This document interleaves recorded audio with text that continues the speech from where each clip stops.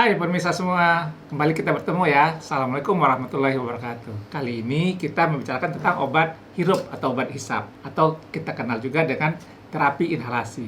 Apa itu obat hirup atau obat hisap? Obat hirup adalah obat yang dihirup atau dihisap, dan obat itu akan masuk ke dalam saluran nafas kita. Jadi apa bedanya obat hirup dengan yang lain? Kita mengenal ada obat suntik, ada obat minum, dan juga ada obat yang masukkan melalui anus misalnya, kita kenal dengan suppositoria. Jadi obat-obat yang masuk mulut atau masuk lewat suntikan itu kita sebut namanya sistemik. Artinya dia masuk ke dalam pembuluh darah dan baru dia beredar ke seluruh tubuh. Nah, sedangkan obat hirup atau obat hisap dia hanya bersifat lokal, hanya di saluran nafas saja. Oleh sebab itu dia mempunyai beberapa keuntungan. Keuntungan pertama, tentu saja dia cepat. Karena begitu dia sampai di saluran nafas, dia langsung bekerja. Jadi biasanya setelah 1 atau 2 menit dihirup atau dihisap, maka dia mulai bekerja.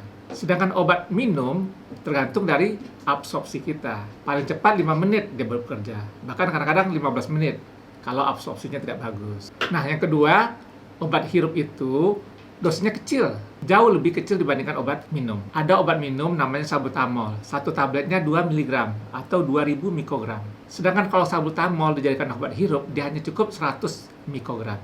Jadi artinya, satu tablet obat minum bisa menjadi 2 semprot obat hirup. Nah, kita kan nggak makainya sampai banyak-banyak ya. Kita pakai cuma 1, 2, atau bahkan hanya 3 semprot saja. Jadi selalu dosisnya pasti lebih kecil. Karena dosisnya lebih kecil, maka efek sampingnya juga sedikit atau minimal, bahkan kadang-kadang tidak ada sama sekali. Nah, satu hal lagi, keuntungan dari obat hirup ini, dia bisa juga memudahkan keluarnya lendir dari saluran nafas kita. Oleh sebab itu, dengan memakai obat hirup, kita punya minimal ada 3 keuntungan. Yang pertama, dia akan lebih cepat, karena dia langsung ke organ yang terkena, yaitu saluran nafas. Yang kedua, dosisnya kecil.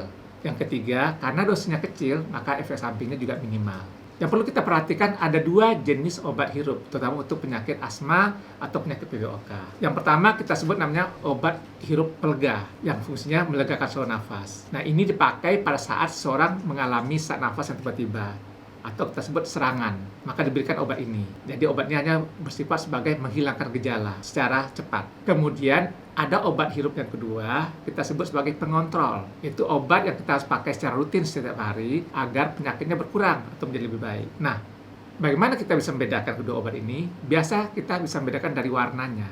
Kalau warnanya hijau atau biru, biasanya adalah obat pelega yang diberikan pada saat seorang mengalami serangan atau sesak nafas yang tiba-tiba, karena fungsinya adalah melegakan saluran nafas. Jadi obatnya hanya dipakai kalau diperlukan saja untuk menghilangkan gejala. Nah, yang kedua, obat yang perlu dipakai secara rutin terus-menerus, baik itu pada pasien asma atau pasien PPOK.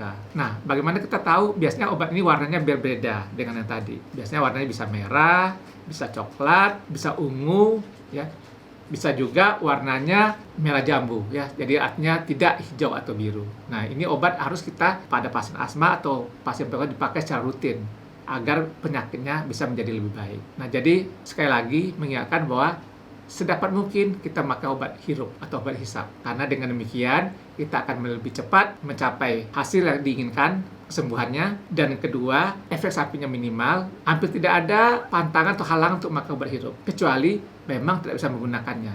Misalkan pada anak kecil, pada orang tua sekali, atau orang sering lupa, atau orang tidak sadar. Tentu saja dia tidak bisa menggunakan obat tersebut. Tapi selama orang tersebut bisa memakainya, bisa kita ajarkan, kita selalu menginginkan supaya mereka memakai obat tersebut karena keuntungannya tadi. Baik, mudah-mudahan bermanfaat dan jangan lupa untuk memakai obat Anda atau untuk keluarga Anda secara tepat dan benar. Semoga lekas sembuh. Terima kasih. Assalamualaikum warahmatullahi wabarakatuh.